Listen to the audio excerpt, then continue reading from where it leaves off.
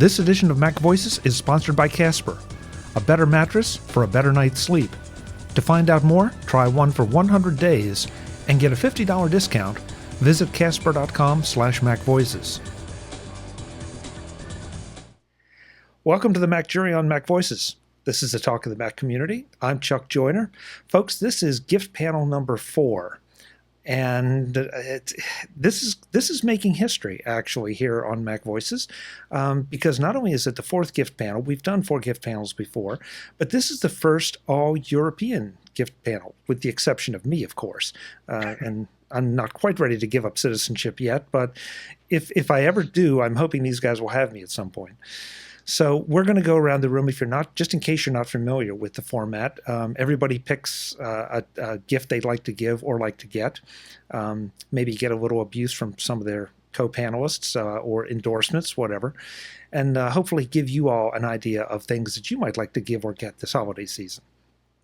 So with that, let's get to it and find out who's here. First up, from one part of Europe, Mr. Bartt Busschots. Bart, it's great to see you. Thanks for being here. Hey, thanks for having me. I think I'm as close to America as you can get in Europe. Okay. I think I am. Don't know what to say that, Bart. Isn't Iceland in Europe? Oh, sure. I think it is, actually. It is, you're right. Okay, never mind. Okay. We have nitpickers on this. It's starting already, folks. It's starting already. So, Bart, what do you do when you're not here on the Mac Jury picking cool gifts? I am usually running the 2 podcasts in the Let's Talk series. So Let's Talk Apple and Let's Talk Photography. And they're both at lets-talk.ie. Great. Well, it's great to have you. Thanks for being here. Well, this is fun. I get to pick stuff. Yeah. We all get to pick stuff. Next up, you know him. He has a very recognizable face and probably an even more recognizable voice, Mr. Don McAllister. Don, it's great to see you. Oh. Thanks for being here. Hello, Chuck. Yeah, it's good to be here. For people who don't know my ugly mug, I'm actually at screencastonline.com, where I do my weekly video tutorials on iOS and on the Mac as well. But yeah, this must be the probably 3rd, 4th, or 5th time, but I've never been on one of these picking jury things, so that should be interesting. Absolutely. Mm-hmm. And new to the Mac Jury, and for his first time here, and he gets to do a gift jury right off the bat, GazMaz. Gaz, it's great to see you. Thanks for being here. Oh, you're welcome. I'm quite honoured to be here. And for those who possibly don't recognise this face, try this face, and you might recognise me. Yeah, GazMaz. I've got a website, gazmaz.com. You can go over there and see all the podcasts that I regularly attend. And one that we do on a regular basis is the My Mac podcast, which I do with a chap called Guy Searle. That's a regular podcast, and we're up to 520 odd or 30 odd now. So yeah, good. That's pretty good run, Gaz. Well, yeah, I must admit we haven't been doing all of them. Guy and I took over at about 280, so but that's still quite a long run. So, yeah, absolutely. And it's interesting because I think everybody here has been doing podcasting for a while, so we're some of the ones that started early and stuck with it, as opposed to some of the new people. You know. Well, I could actually say that I'm relatively new because I didn't join the Mac community really until about late 2007, early 2008. So That's 7 years ago. Oh, I know. Just saying that. But I'm still a newbie, aren't I? Let's be honest. No. I think I only beat you by about a year or 18 months or so. That's all right. Yeah. That makes me feel better. Yeah. I'm not going to talk about it or I'll start to feel old. So, well, let's get to it. We're going to go around the room and pick some cool gifts. I'm going to keep the order just as we introduced because it makes it easier for me to keep track of on the screen. So that means, Bart, you get the very first pick for the first European Mac Jury for gifts. What do you got? Okay, well, I got a whole series of products, right? It's called the Gridded system, and it sounds weird, but it's all sorts of things that contain sort of flat thingies with rubbery bits. And the rubbery bits are really grippy, and you just stick stuff in them. And so they come as cases. So this one actually is my iPad case. And so all of my bits and bobs are all together here. So I have like my styluses or styli, headphones, lightning connector, VGA connector, thumb drives, business cards, all together there with my iPad. And it all folds up neatly. But so they make these for all sorts of things. So laptop bags, iPad bags, or just like an insert you would put into another laptop bag just to keep all of those loose bits and bobs together. So it's called a gridded system from a company called Cocoon, and they have loads of products. And the cheapest one I saw on their website is for $9.99, and the most expensive one I saw was for $49.99. So that gives you sort of an idea of the range of where these things hang out. Folks, something you may not realize, but because we usually cut the camera to who's speaking, but usually when somebody makes a pick, everybody else kind of winces because one of their picks just got taken. That one, no danger. No, you just took one of mine. Yeah, so got to scratch that off the list because my gridded is right over there in my bag. It's just out of reach. So yeah, I've mentioned this on a few places, and everyone's going, "What are you talking about?" No, good pick. Yeah, and they come in all sizes, and they're for two kind of people. They're for Bart, who looks like he keeps things ridiculously organized, and then me, who it keeps things from going to the bottom of my bag and never seeing the light of day again. Well, I had a teacher who hammered into us a place for everything and everything in its place. So, and the gridded is perfect. There is like a gap in that for everything I need to carry, and it's always there. And I would say that's for me as well, Bart. So this show's going to cost me money, I can tell from the start. But it's for me because I've got kind of just a see-through foil bag, or a bag, which is I just throw all the bits in, else I lose them. But that would be much better. Yes, and it's very freeform. So it's just a cross-shaped grid of these things, and you can fit pretty much anything into them, and the elastic takes care of it. The rubber is very grippy. It just works. Safe and secure. Exactly. Yeah. Good first pick. Don? Round one. What do you got? How to follow that? Right. Okay. Well, for the people listening and watching that mightn't realize, but when Chuck invites you onto these sorts of shows, he sends you a list of picks that have been previously picked. And when I saw the list, I was horrified because I thought, oh my goodness, how am I going to choose anything if all this has gone before? But what I decided to do was just jump onto Amazon and have a look at my past orders and just pick a couple of things from my past orders. And luckily, I was able to find at least 3 or 4 that no one else had picked before. So the first one, I don't know how bad the problem is in the US, but over here in the UK, we get plagued by cold callers. 3 or 4 times a day, the phone rings, and it's someone trying to sell you something, or it's really bad. It's got to a ridiculous length here in the UK, and it got to the point where I was thinking about just disconnecting the landline and just leave my mobile, because I don't use my mobile as a phone, so I get very few calls on that. But someone mentioned to me a product called the CPR 1200 number capacity nuisance call blocker. It's a small little box that fits in line with your phone signal. Basically, you plug your phone in one end and you take the other end. It comes with a cable and you plug that into your phone line. And it's pre-programmed with 200 rogue calling numbers. But the cool thing is, when you get a call in, so it will block some calls straight off. They keep a database of all these rogue callers. But if you get a rogue call coming in, you actually just wander across to the little grey box, and it's got a button on the top. And as they're speaking to you, you just press the button, and that actually blocks a call from that point on. And does it cut them off? No, it carries on talking. They carry on talking. They don't know. You just press the button, and then you politely say, "Thank you very much. Bye-bye." Yeah. But it's turned cold calling into a bit of a it's something exciting now, because when a call comes in, you think, oh great, I can go press the button. So you wander across to the room, press the button, and they're blocked for good. And you can configure it to block international calls, area codes. I'm sort of reading from the spec sheet here. It's got up to 1,200 numbers, so you can sort of store 1,200 numbers in it. There's no batteries or anything. It's all line powered.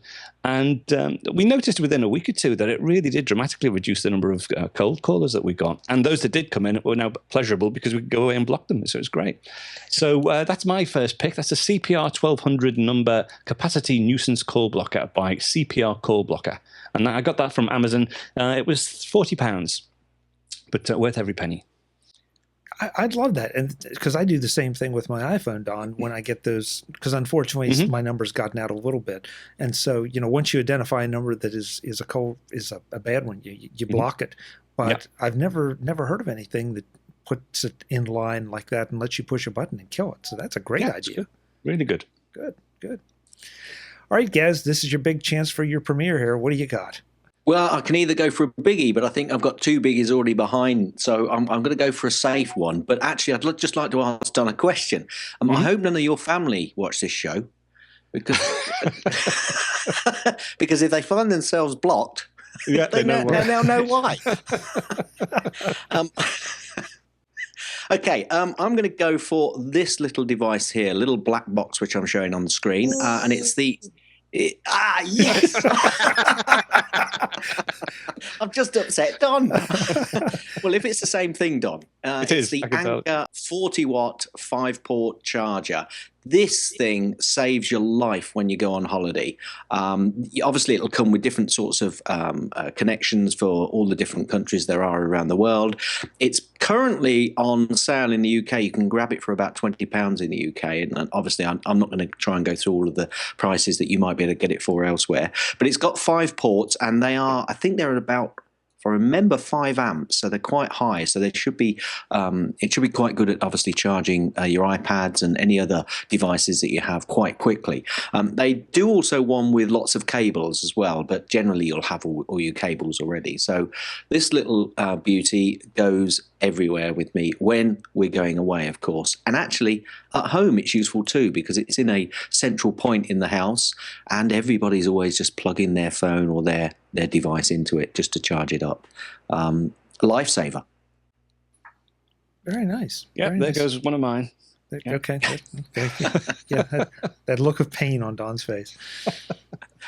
Well, for my first one, I'm going to take a little bit of low-hanging fruit. I can't believe that we've gotten to jury number 4 and nobody has picked the Apple TV. This is something that's been picked in other years, but I think it's well worth remembering that right now it's $99, but it is still out there for, it can be had probably for around $79, $80 if you really shop around a little bit. I'm not quite sure what the equivalent is for Europe for the currency translation, but it's still one of the most versatile things I have. It lets me obviously mirror things from my iPad and my iPhone to my big screen TV. But over the past year, Apple has done a great job of adding more channels, striking some new deals with people, and we're just finally starting to see those cracks in the wall of you have access to content and you don't necessarily have to subscribe to it on cable. So it feels like the future is very bright for this device. I still think it's one of the best ones compared with all the others all the other things that are coming out now that you plug in this stick and that stick into the USB port of your big screen TV. My favorite is still the Apple TV. So it's pretty basic. It may be something you have, but I bet you have another TV or two in the house that doesn't have one yet. And it just increases the versatility of those screens. So go for it. Go for it. Yeah, I'll have to agree with you there, Chuck. Although I have recently had a bit of a problem with not so much the Apple TV, but I think it was the iTunes servers. But put that to one side, I do exactly the same with Apple TV, send images from my iPhone or the iPad, and obviously access a media server that I've got through an iTunes server that I've got going with all my media on it.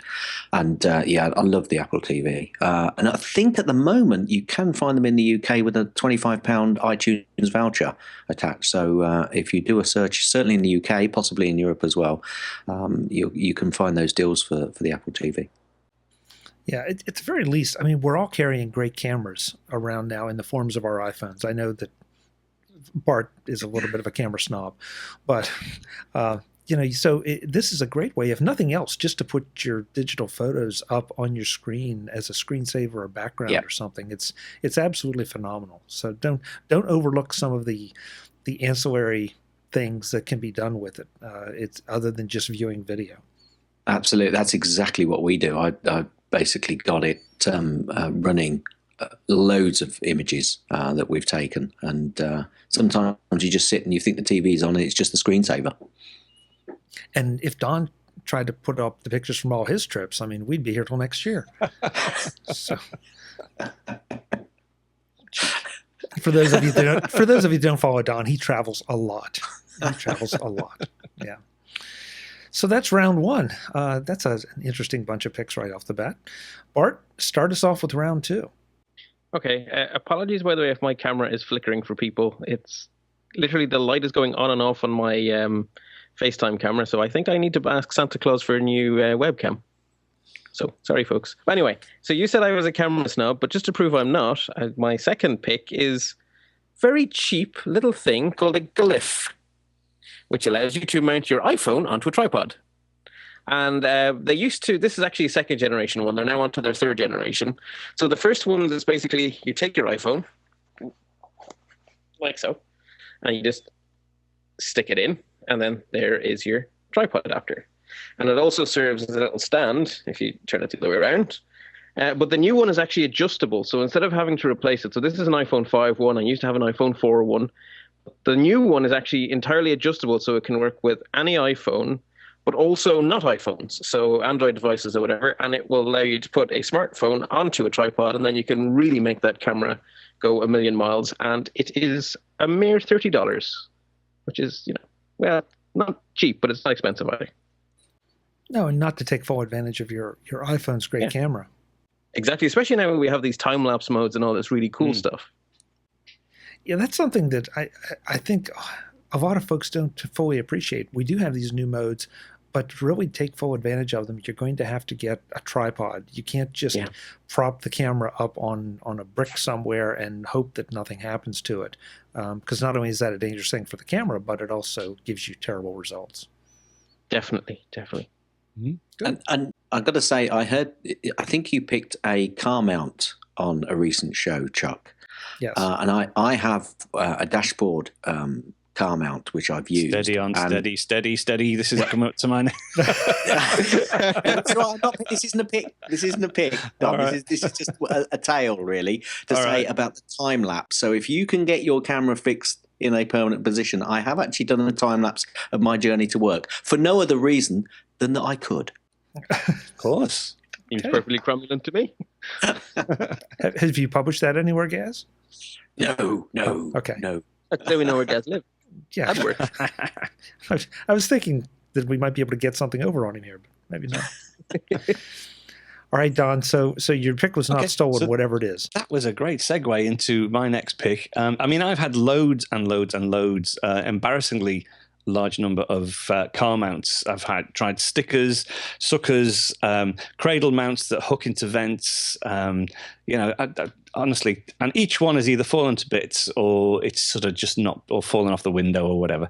But I picked up on this one, which I only actually got a couple of days ago, but up to now it seems to be perfect. It's the Kenyu airframe portable car mount. It comes in white or black, and basically what it is, it's a set of jaws that you can open up and they clamp together, and there's a small attachment on the back that just plugs into your car vent, so it hangs off the car vent, and it's just like a pincer. And unfortunately it doesn't go up to the it only supports phones up to 5 inches, not the 5.5. So the iPhone 6 Plus unfortunately doesn't fit in it. But my daughter has the iPhone 5 or 5S, and that works perfectly.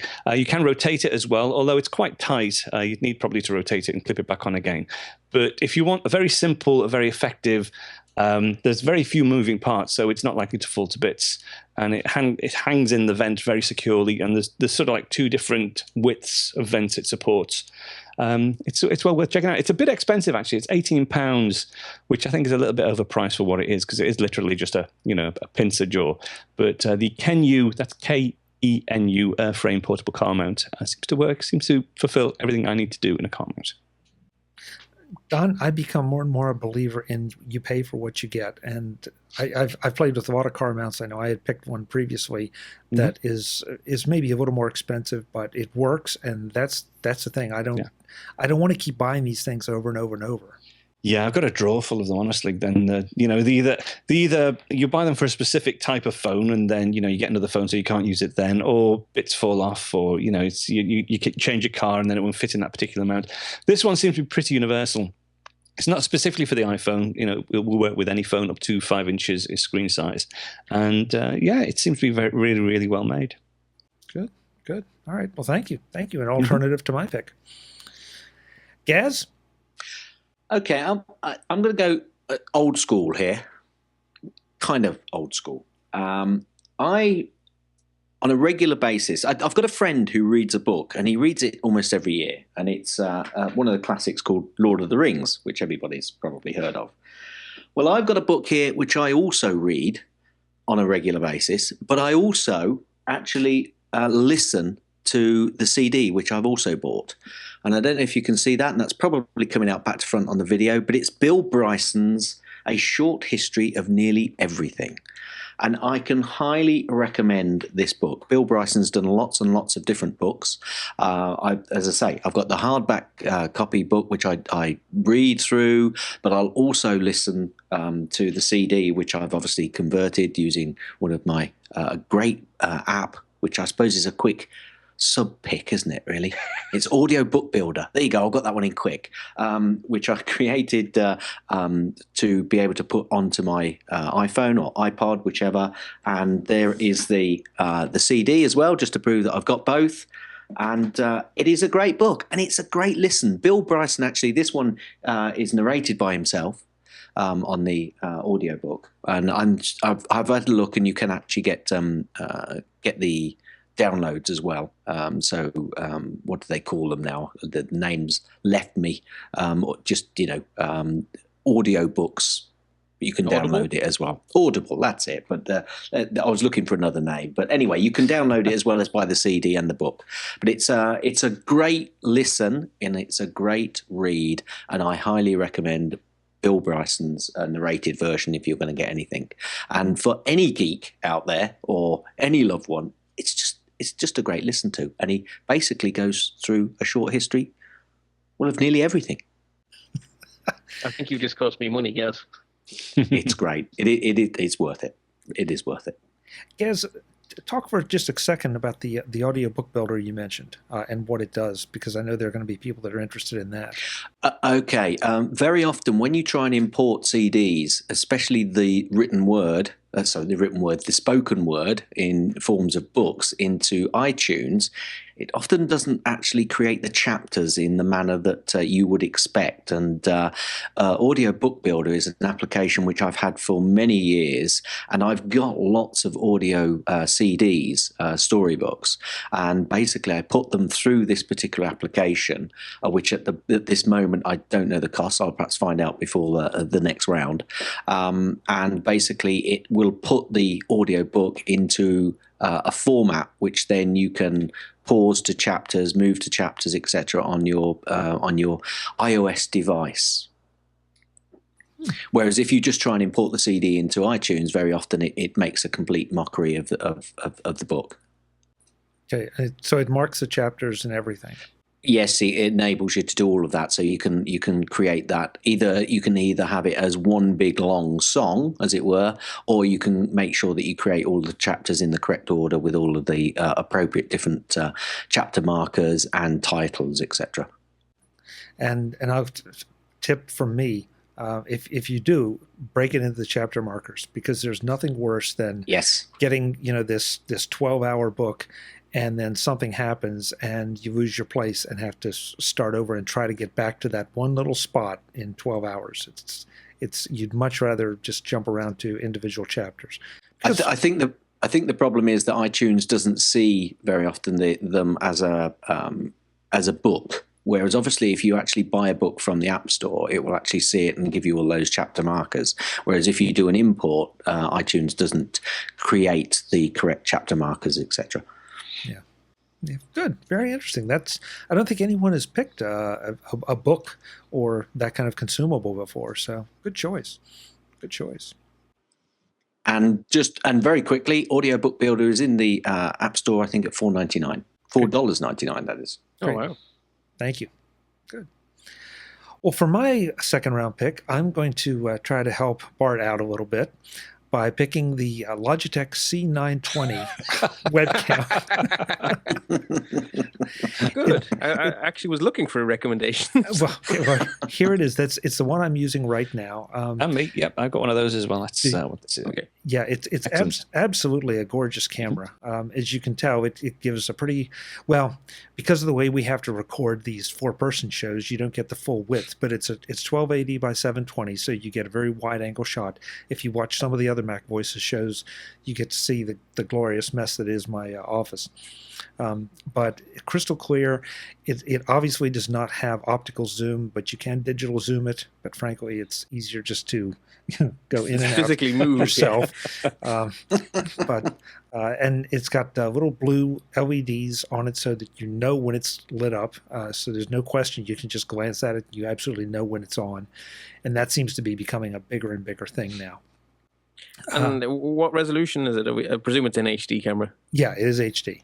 It is an HD camera, 1280 by 720.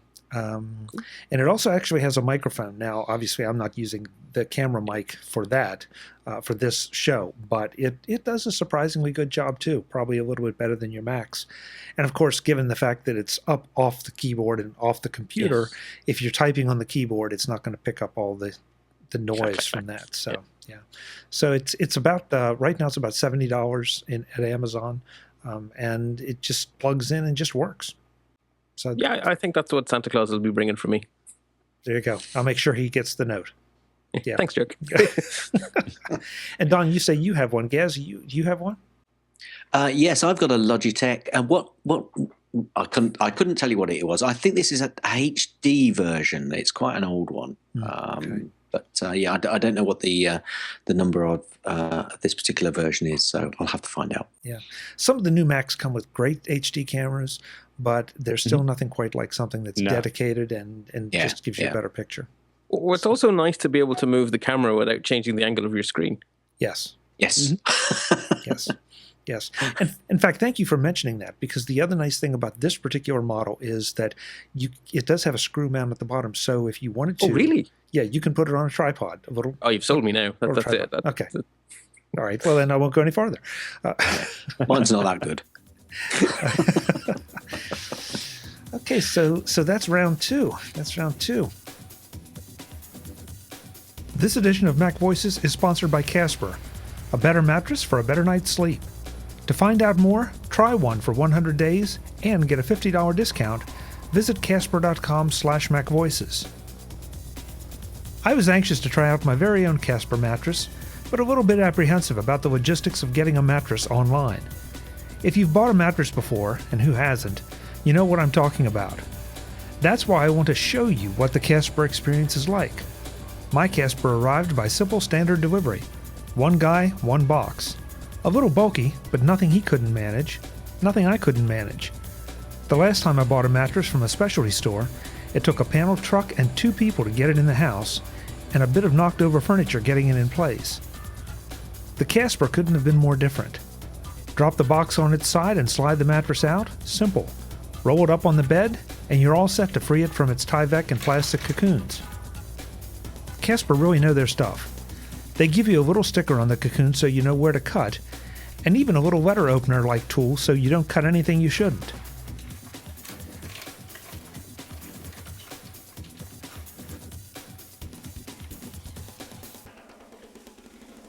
Just run the tool up the Tyvek and your mattress is free.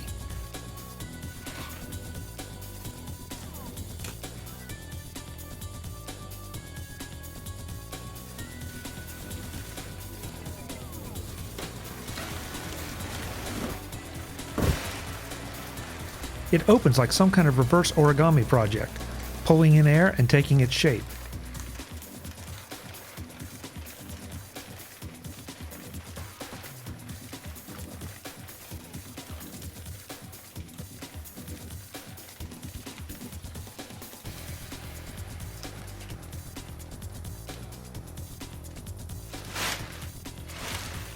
Take off the plastic that was protecting the mattress, pull the remains of the Tyvek out, and you're ready to go.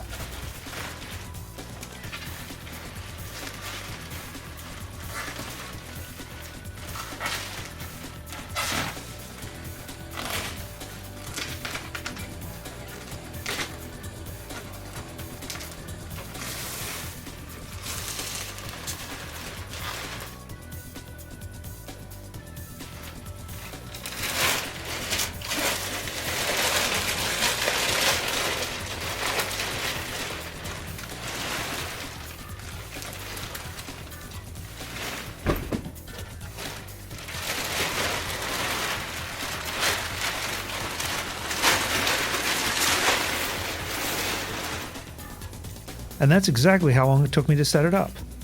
No delivery people, no knocked over furniture, only a simple, even fun setup. I'll be telling you about sleeping on the mattress next time, but I've already given you the spoiler. I love it.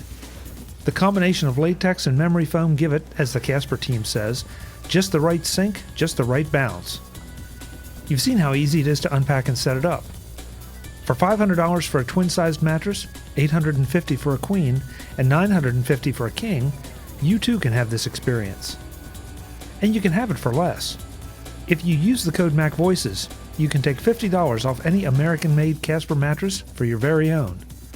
Did I forget to mention the risk-free trial and return policy? You get 100 days, that's over 3 months, to sleep on your Casper and find out just how great it is. If it isn't for you, and I can't imagine why, you can return it. I dare you to try that at the local mattress specialty shop. If you do, I bet they come over and knock over your furniture before not taking the mattress back. Right now, I want you to go to casper.com/MacVoices and find out more about the tech in the Casper mattress. The latex and memory foam, why it keeps you cool, the attention they give to the fabrics and the hand-sewn stitching. There's a lot to learn, but at the end of the day, you just need to know that this is a great mattress at a great price, and the code MacVoices gets you $50 off. Casper, better sleep for better days. Visit casper.com/MacVoices and get yours today. Thanks to Casper for their support of MacVoices. Bart, start us off with round 3 with, is it going to be camera stuff or is it going to be something else? Do you want to take a guess? It's going to be camera stuff. It's camera stuff. Yeah. It involves iPhones, though. Okay. So this doesn't look like very much. It looks, in fact, like a cable, because it is. But the magic of this cable is the tiny little box in the middle. So this is a system called Trigger Trap, and it's half app, half hardware. So the app is free in the App Store, and then the fun stuff is, first you buy this cable, which takes from your iPhone to a magic box. And then you put in which make of camera you have, and they recommend the second half of the cable, which is from the magic box, into your camera. So for my Nikon, it's one of these funny connectors. And you plug it all in, and you turn on the app, and you can then use your iPhone to control the shutter on your camera. And it has all sorts of funny modes, and it makes use of the fact that the iPhone has extra sensors. So, Gaz, you were talking about time lapses, and a normal time lapse is done every n seconds or every n minutes. But this one will allow you to use the GPS to do it every n yards. So if you want a smooth time lapse, regardless of the traffic, if you plug your iPhone into this thing and let it control the photos, or sorry, your camera or whatever you're using into this thing, let it control the photos, then you get a really smooth time lapse like you'd see in a movie or something, where it doesn't matter how often you stop and start in traffic, it will just flow. Also silly stuff like a clapper. Okay, want to take pictures? But, that's not what I use it for. So I do nighttime photography, and I want to be able to change my exposure time without having to fiddle with the camera. And so this actually has a mode where you click the button once, and it opens the shutter and just starts a timer. And then you say, 40 seconds sounds about right. Click it again, it shuts the shutter. You look at the back of the camera, ooh, that wasn't enough. Okay, fire it again, 60 seconds, close the shutter. No changing of settings, it's just touch to start, touch to finish. And it also has modes where you can basically dial in how much you want. So it has lots of different modes, but basically you're taking the power of the iPhone and you're tying it to the power of a full DSLR, and it's a really nice way to work off a tripod. So it's the Trigger Trap is the name of it, and link will be in show notes. And it's not cheap. Well, it's not expensive compared to a camera, I suppose. It's about $30 for the magic bit, and then you got to buy another cable for the other end. So I think all in all, by the time I paid for shipping, I had paid €47 for everything. But I think the prices have come in a little bit since I bought this about a year ago. Actually, I think this might have been what Santi brought last year. But I highly recommend it. It's a Trigger Trap. Art, what's the compatibility with how many cameras? Is it any DSLR, or are there a limited number? Their website has a drop down, and it's very long. I can't promise it's every single camera, but it's certainly every make I've ever heard of. And so because it's broken into two halves, so the one half is the same for everyone, and then the other half matches your camera. So of course, if you have multiple cameras, your bill is once you pay the expensive bit, and then you're buying cheap connector cables for the rest. So it's quite versatile, actually. That's a nice feature or factor right there. Yeah, it's a very clever design. And so when you buy the starter kit, and they give you a drop down, choose your manufacturer, and then they give you a second drop down, choose your model, and they tell you what cable to buy. And then the second time you say, I'm just looking for an extra adapter, and then you just get the extra adapter. So their website is nice, and the product is nice. Good, very nice, very nice. And I should point out, Bart, that ever since I recommended the new camera, the new webcam, you haven't flickered a bit. It knows. My eyesight camera knows that it's about to be replaced. It does seem that way. Don, Let's see. This is round 3. What do you got for round 3? Well, just a slight sort of sub pick, which ties into the webcam, and that's an app called Webcam Settings, which is great for the Mac, and it allows you to control all the digital zoom and the pan, etc. of the 390. Is it? So that's a very cheap application from the Mac App Store. Webcam Settings.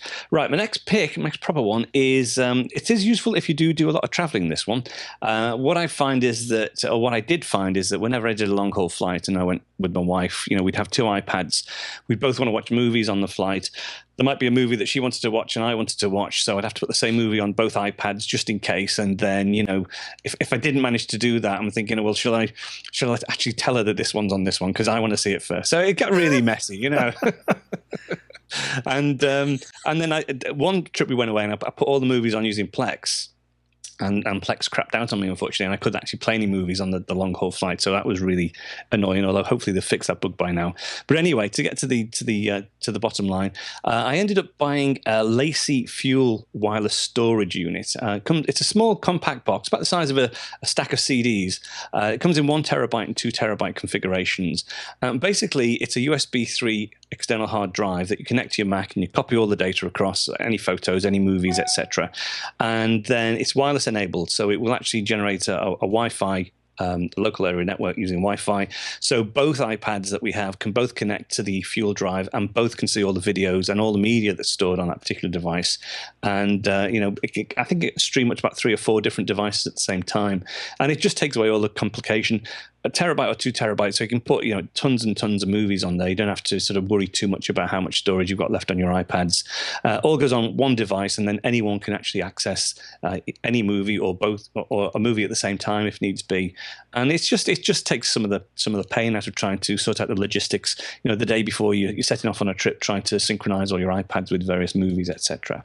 The nice thing is as well is when it when you do connect to it, if you're using it, obviously not on a plane, but if you're using it in a hotel room or something and there is Wi-Fi, you can connect onto the local Wi-Fi as well, so that, sometimes with these devices, when you connect to that Wi-Fi, your iPad then becomes isolated. You can't get to the internet because you connect to that Wi-Fi device. It does have a pass-through mechanism so that you can both access the device and also the internet behind the device as well, if you can configure it that way. It's about 150 quid, 160 quid for the 2 terabyte. But it takes away, and also if you're using it for traveling, you can actually back up stuff to it as well. If you have your Mac with you as well, you can just connect it to your Mac and copy stuff across to the hard drive.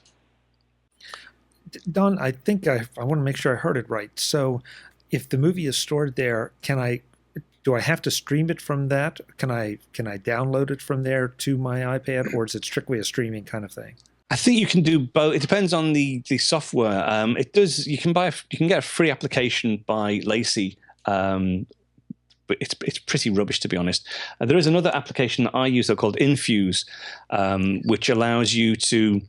It's very neat, actually. It allows you to stream or download, but also if you put all the movies on while you have an internet connection, it will actually download the metadata for the movies as well, so that when you connect to it, you can actually see all the art and you can see the synopsis and stuff like that, so that you're not just looking at the raw files. You actually get to see like a nice catalogue of all your movies that you can have a look at. Interesting. Yeah, it's very good. Yeah. Well, so that's the Lacy Fuel Drive.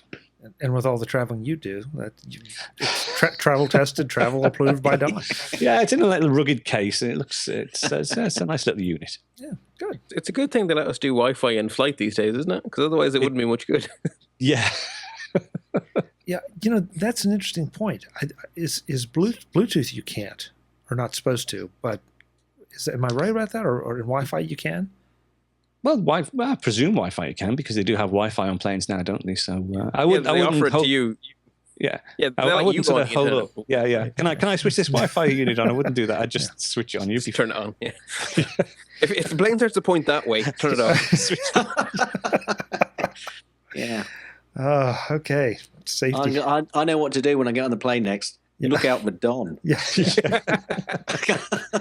Just watch that, man. Excuse me, he has a little box with a glowing light. It's nothing to worry about anything. at all. Yeah, it could be anything. Good. Gaz, round 3. Okay, I've got a plethora of choices here, but I'm going to go for this one. Now, I don't know if you can see that very well. Oh, But that is the Apple battery charger. Interesting choice, I hear you say. Or not, as the case may be. This was bought for me a couple of years ago, a couple of Christmases ago, and when they first came out. And I was a bit dubious, but it was bought as a present for me. So obviously I ran with it. And it's superb, and the batteries are superb.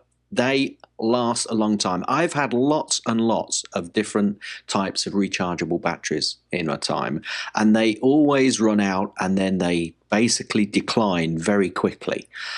But I've had the same batteries with this, and the batteries still last, I would say, almost as long as they did when I first got them.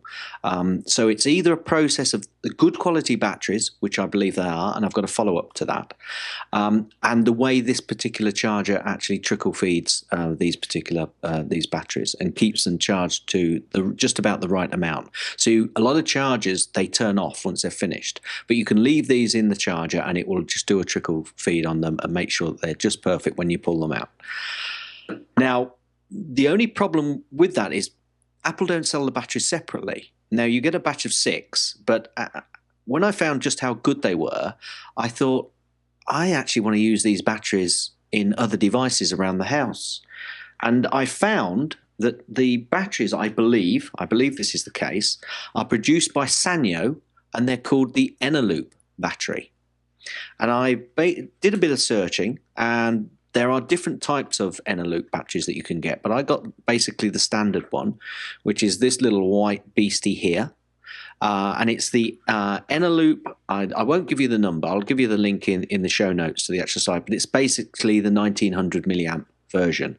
And as far as I could find, that was the equivalent to the batteries that Apple were using. And so far, I've been using these for about 8 months. And again, they're pretty much on par. So I'm pretty convinced they are the same battery that come with the Apple battery charger. And so now I'm either Eneloop or Apple battery-fied across any device that needs a AA across the household. And you can buy the batteries. Well, in the UK, obviously rechargeable batteries are a little bit more expensive, but if you pay a little bit more, they'll last longer, which saves you money in the long run, of course. And obviously it saves throwing batteries out into the waste as well. You don't want to just be throwing. A lot of people have batteries and you should be disposing of them properly, but a lot of people will just throw them away, and that's not good for anybody. So yeah, if you've got batteries which require AA, and you want to be a little bit more friendly to the environment, you can't go wrong with this. A little bit expensive, the battery charger, but so far I've been totally happy with it, and I've been totally happy with the batteries. I'll just second that. I love it so much. I have 2. You mean the Apple charger and those batteries? Yeah, so that means I have 12 batteries. Yeah, you've got the Apple batteries. Bart, yes, I have all the silver ones. Yeah. Yeah. But I like your tip actually about the I like you've done the homework on that, because now I could just go buy those. Thank you. Yes. Yeah. You're welcome. And I love the idea though that it also keeps them charging, because you're right. I've had rechargeables. You leave them plugged into the wall. You go for them when you need them, and they're dead. And you got to almost have to start over. So the idea of having a trickle charge there that keeps them powered up, so that if I need them next week or next month, they're ready to go. I love that. Not only that, though, Chuck, what I have found is that when you take them out, these batteries do seem to hold their charge a lot better as well. So that is one thing that I've liked about these, both sets of these batteries, both the Apple and the Eneloop ones. Because I don't keep mine in the charger all the time. Because I have 12 of them. So I just have a little box. So I usually have 4 of them ready to go, and they last really good, even if you've left them in a box for a month.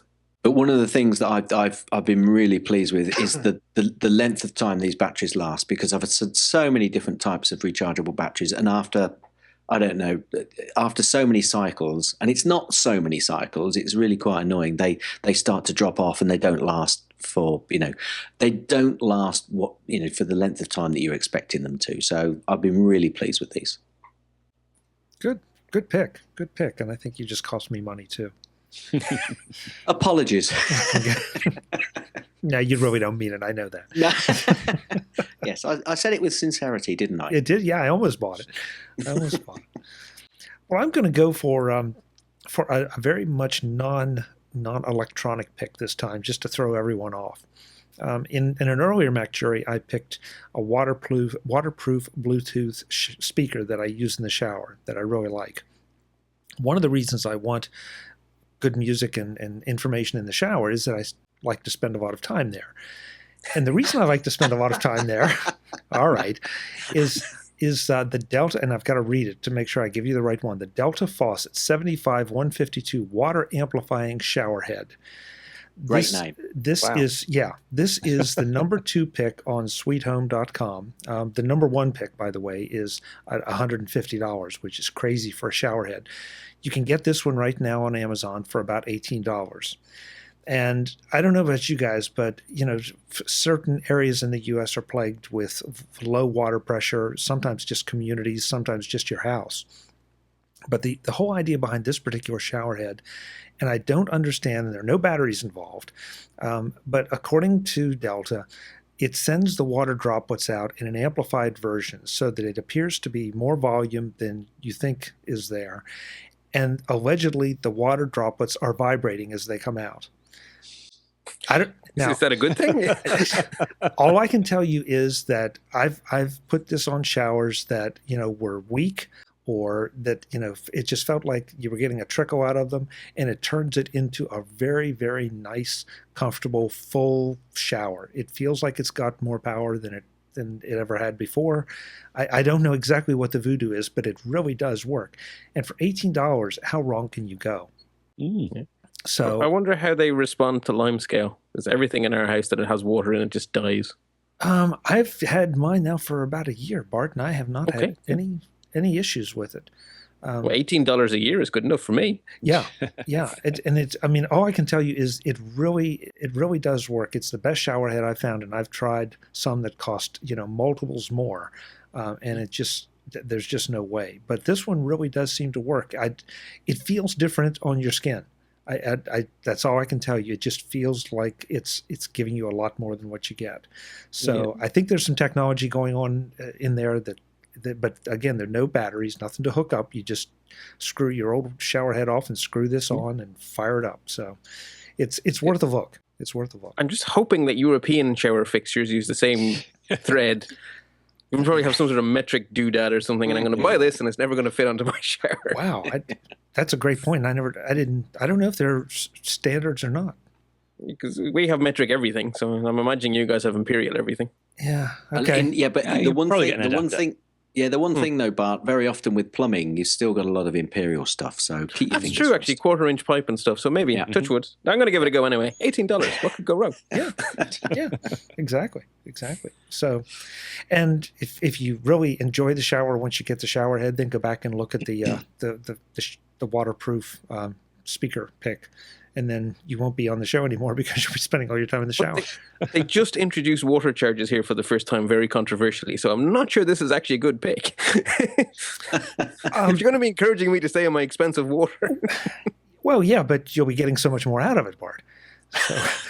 So. I wonder how many liters of water you go through in 20 minutes. Well, again, we have very strict guidelines here in the U.S. now about what your flow can be. And this adheres to those guidelines. So it's not like you're buying a black market shower head that just gives you a lot. So you'll have to try it and let us know. Yeah, definitely. That sounds like fun. Yeah.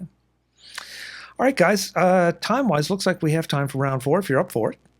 Sure. Everybody good? Mm-hmm. All right. Bart, take us to round 4. Doesn't look very big. Doesn't look like very much at all, but this is my pick for round 4.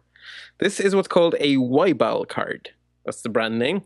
This is a very, very, very, very, very, very, very exactly color-free piece of plastic.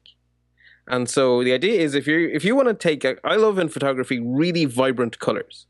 And if you take a photograph and you don't have the white balance accurate and you turn up the vibrancy on the colors, your picture looks like poop. It looks awful because everything that's wrong has just been amplified. And instead of it being a nice crisp picture, it'll look muddy and ick. So it's really vital you get your white balance right. And the easiest way to get it right is to have something that's color free to put the little eyedropper from the white balance tool onto. And nature isn't very good at that, especially not when you're doing macro shots. So you just basically, you pop this into the light that you're going to be taking your photographs and you take a picture of it and then you put it away. And as long as the light stays the same, you just keep shooting, and then in post, you go to the one picture of this card. And I have hundreds of photographs of this card at arm's length with everything else out of focus. I think it may be an art project of some sort. And so you put the eyedropper on it and you get neutral color, and then you just paste that adjustment onto all your other photographs in Lightroom or in Aperture, and then the color is correct. And then you have your starting point, and you may artistically decide, yes, this is technically correct, but I want it to look a little bit warm. So then you can nudge it a bit to the warm or to the cold.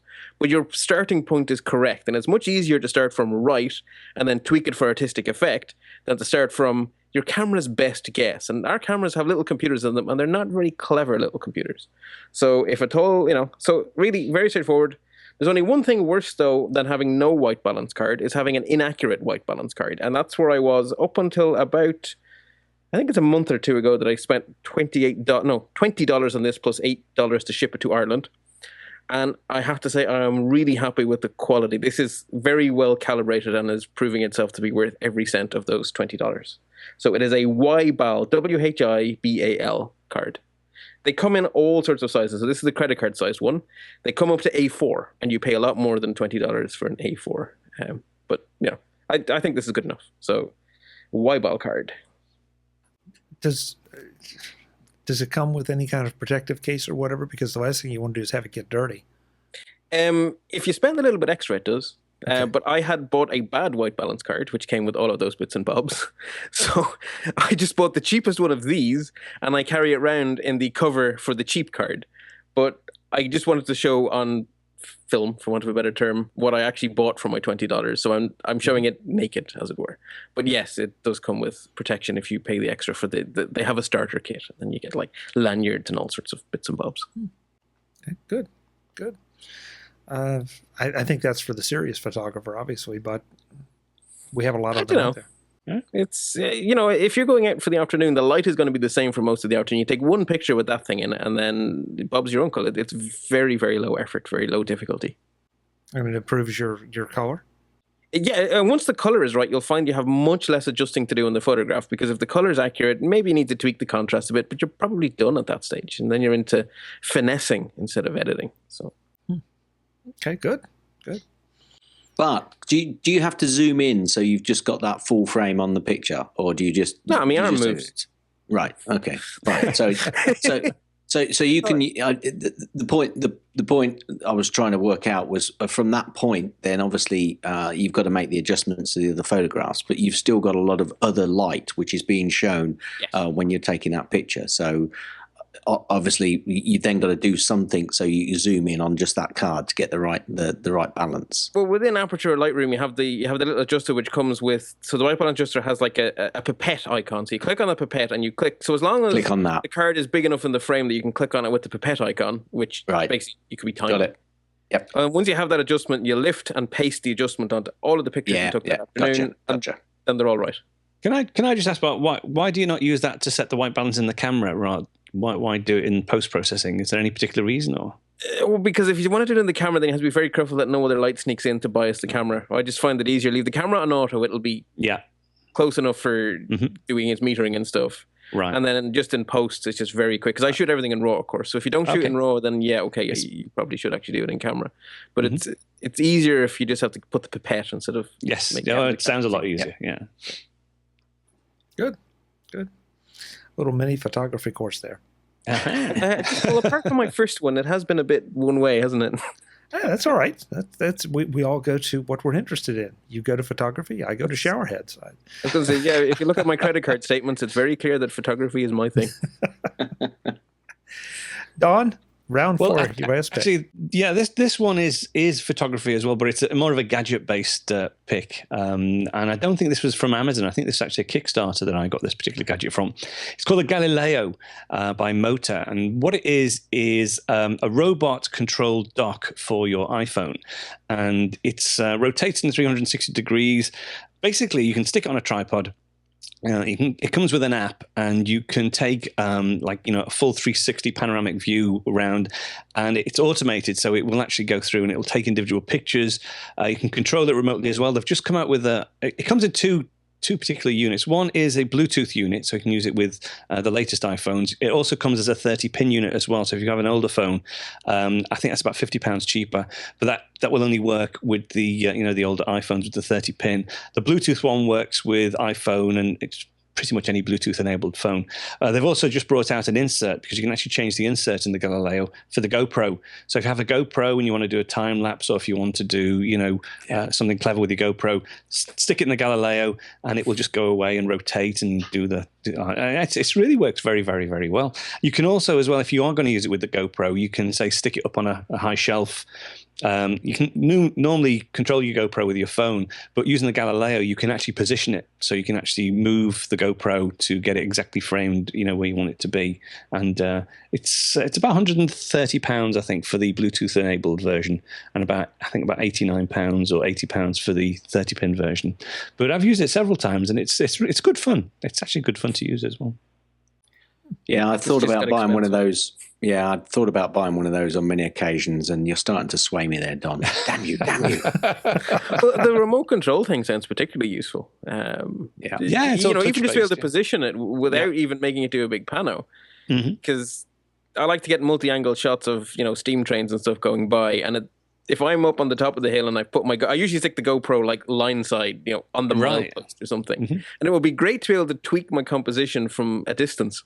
Yeah. Well, you could actually do a panning shot as it came around, couldn't you? And move it as it. You're really selling me now, Don.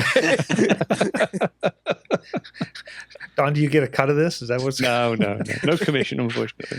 But it sounds like you've experimented with some of this, and it actually works the way that. Yeah, it works as advertised. And also there's lots, I've only used one or two applications, but there are many, many applications now that take advantage of it. So, there's lots of apps on the App Store now, video conferencing apps and stuff that you can use with it as well. So, yeah, it's well worth a play. Good. Thank you. Gaz, last pick. Okay, well, I've still got a few left, but I'm going to go with this one. Now, for those who are not watching the video, I've just pulled something out my ear. Okay, I'll best tell you what that was. Yes. This is a product which is from a company called, I think it's Decibels. That's DECIBULLZ. And basically it's a home kit so that you can mold, you can get molded earphones. Well, this one basically is a home kit molded earphone. So it comes with just one set of this particular moldable plastic, and you take this particular earphone apart. You then warm the mold up, and then you push it into your ear when it's not too hot. There's lots of warnings about this, lots of videos on the website on how to do it. But actually, it costs, I think currently there's an offer in the US, and they're $49.99. You can buy the spare molds as well, although these can be remolded. And I have used these to go out running, and they have stayed in. I've got this particular pair set, and they work fine. And you might need a little bit of practice, but actually, I got these, I think, pretty much first time, fitted into my ear and molded to my ears. And the finished product is possibly not the professional look that you perhaps might expect when you go out and buy a product which costs hundreds of pounds. But for $49, plus a little bit of shipping, obviously, over to Europe, I found it great, absolutely great. And the quality of the earphone is okay. It's not high quality, but they're perfectly adequate for the usage that I'd got in mind for them. So from Decibels, and I think they were a Kickstarter to start off with, to be honest with you. Yeah, I'm jealous. I keep threatening to go and get an ear mold and get it to fit right. And I just always, every time I start to do it, it's like the price stops me. So that might be a reasonable option. It's an option to try whether you feel comfortable with them, because I know that certainly my wife does not like things in her ear. She doesn't mind headphones that go over the ear, but she does not like these, plug-in earphones that you have. So I think, the molds on these obviously cover more of your ear. So it's probably an idea just to have a look at them and grab one and fit them and just see, how you feel about having a molded earphone. Very nice. Good. That's unusual. May have cost me money. That's the point of the show, isn't it? Occupational hazard. Yeah, exactly. Well, I'm going to wrap up with something that I've been playing with this year since WWDC, and I really like, and that's the Karma pay-as-you-go Wi-Fi hotspot. There are a lot of hotspots out there. There are a lot of great hotspots out there. And with some of the changes here, at least in the U.S., with the carriers, notably AT&T, being able to use your iPhone as your hotspot, that's great. But I've been using this since before this, and I think I'm going to continue to use it for a couple reasons. First of all, there's no data plan. I mean, the unit itself looks like pretty much every other hotspot. The function is pretty much like every other hotspot. 4 or 5 connections. It's got good throughput. So that's sort of a standard. But there's no plan, so you don't have to buy anything and not use it or use it up every month. And you can buy as much data as you want, but it never expires. And that's something that really annoys me, that I spend money. Maybe I'm making a trip to the West Coast of the U.S., and I know I'm going to need some connectivity, so I buy a lot. And then 3 months later, when I go for the next trip to wherever, I find out, well, I used some of it, but the rest expired, and I just wasted money. This, you buy as much data as you want, and it never expires. It just sits there waiting for you to plug it back in and go. The data is pretty affordable. I'll have a link in the show notes so you can go and look and make your own decisions based on what you're paying, where you're paying it. But just the idea that I have no monthly plan that's ticking along every month, and that it doesn't expire, so I'm never paying for something I don't use, I really, really like. So that's the Karma pay-as-you-go, Karma 4 pay-as-you-go hotspot. And so if you need a mobile hotspot, this is the way to go to save money, or at least get the most out of your money. Any of you guys use mobile hotspots or rely on them at this point? I used to. I would say before buying an iPhone, I used an iPod Touch for a long time with a MiFi, and I had obviously just an old style phone, which I used for obviously making the calls and texts. But I used the iPod Touch for it must have been a couple of years, and I had a MiFi device which could obviously connect up to 5 devices, and used to buy a plan which was a monthly plan. It wasn't, and yes, you'd lose your data over the period, which was the pain. So this would have been really useful, because there were times when you perhaps want to buy a little bit extra, but you couldn't. It was just whatever you had. I'm not sure quite whether you could do that with the device you're talking about, but it would be useful to be able to buy a device which you're never going to lose the data on, because there are still times occasionally when I'd like to be able to use the MiFi. But obviously the Wi-Fi is becoming a lot more ubiquitous, and a lot of phones now allow you to be able to tether. But I certainly used to rely on that a lot.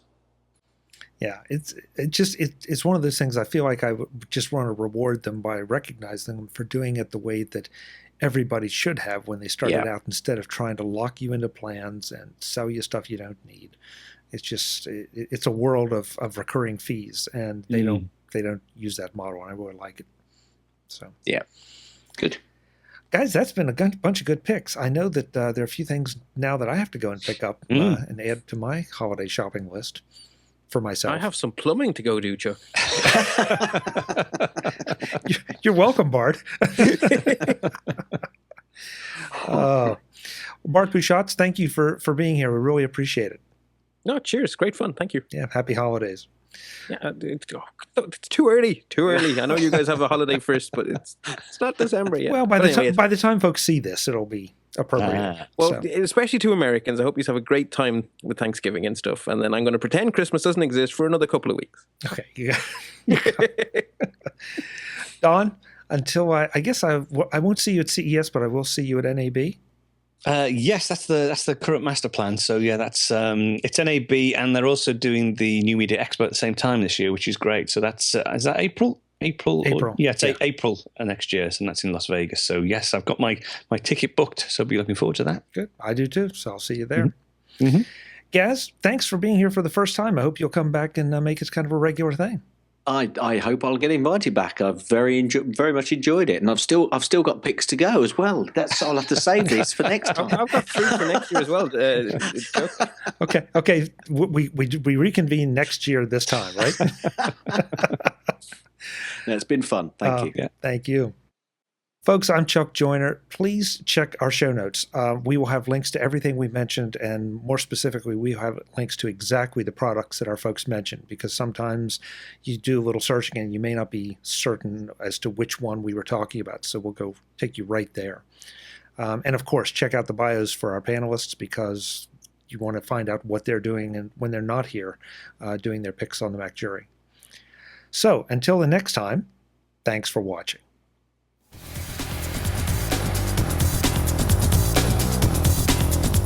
Visit MacVoices.com for links, show notes, to subscribe, to connect with Chuck on Twitter, Google+, YouTube, Facebook, LinkedIn, and the MacVoices blog. Subscribe to our weekly newsletter, the MacVoices Dispatch, to stay up to date on all the latest MacVoices news from our front page or at MacVoices.com/newsletter. Do more with your Apple tech by subscribing to the free MacVoices magazine on Flipboard by visiting MacVoices.com/magazine.